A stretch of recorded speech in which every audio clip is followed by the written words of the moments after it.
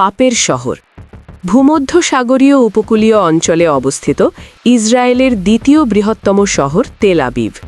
এই শহরের নামের সাথে তেল থাকলেও এই শহরের তেলের সম্পদের কোনো বিষয় নেই। এই শহরকে ধরা হয় পাপের শহর বা নরকের শহর।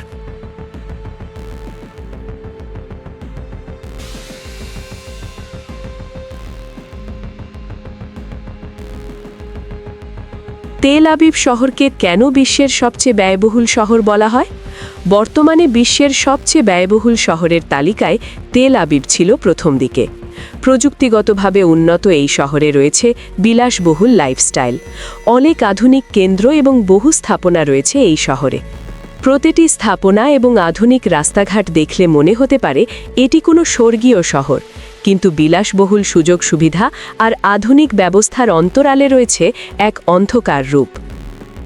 এই শহরটি বিশ্বের অন্যতম প্রধান অর্থনৈতিক কেন্দ্র হিসেবেও পরিচিত।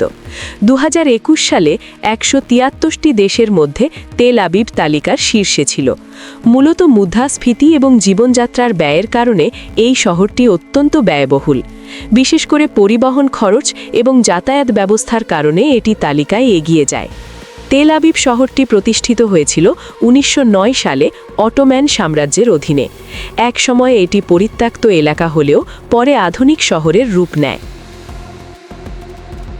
তেল আবিব বা ইয়াসিন নামে পরিচিত এই অর্থনৈতিক এবং পর্যটন কেন্দ্রে বহু ইহুদি অধিবাসী আধুনিক সব প্রকল্পের সাথে জড়িত। এই শহরের পাশেই রয়েছে ভূমধ্যসাগরীয় প্রাচীন বন্দর নগরী জাফা। 1947 থেকে 1949 সালের ফিলিস্তিন যুদ্ধের পর 1950 সালে জাফাকে অন্তর্ভুক্ত করে এর নামকরণ করা হয় তেল আবিব। নাইট ক্লাব, বার, ডিজে পার্টি সহ এমন কিছু ব্যবস্থা এখানে রয়েছে যা সন্ধ্যা থেকে ভোররাত পর্যন্ত উন্মাতাল পার্টির আমেজ ধরে রাখে। তেল আবিবের বার আর নাইট ক্লাবগুলোর জৌলুস একে এক ভিন্ন মাত্রা দিয়েছে।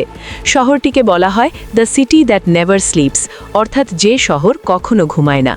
আশেপাশের রাজনৈতিক পরিস্থিতি বা অস্থিরতা যাই থাকুক না কেন, এই শহরের জীবনধারা কখনো থমকে যায় না। বিলাসিতা আর নৈতিক স্খলনের এসব আয়োজনের কারণেই শহরটি অনেকের কাছে পাপের নগরী হিসেবে পরিচিত। আসিয়া জাহান, হাওয়া নিউজ।